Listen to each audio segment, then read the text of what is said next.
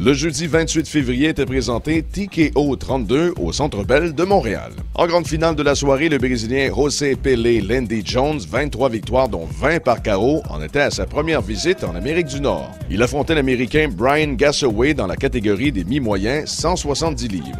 Le combat s'est terminé au deuxième round lorsque Pelé s'est fracturé la jambe sur un coup de pied qui est arrivé directement sur le genou de son adversaire.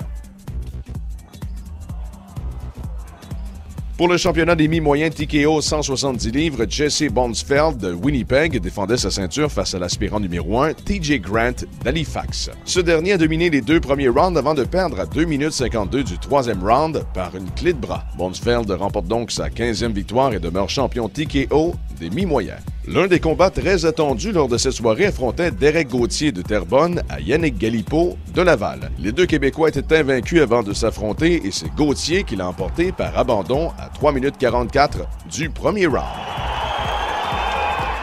Chez les poids légers, 155 livres, Samuel Guillet de Montréal l'a emporté face à un jeune adversaire de 18 ans, Jordan Mean d'Alberta, par Kimura à 4 minutes 5 du deuxième round.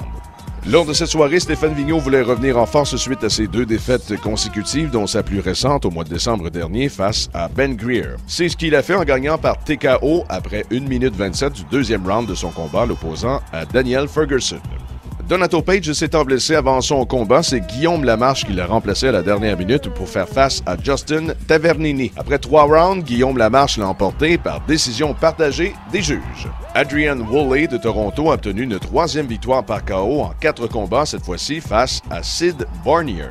En terminant dans la catégorie des poids plumes 145 livres, Mark Fraser de Kanawake faisait un retour à TKO après une absence de 8 ans. Il a perdu par arrêt de l'arbitre au deuxième round lorsqu'il a été atteint à la tête à plusieurs reprises par son adversaire, Johan Kroos, spécialiste de la boxe thaïlandaise.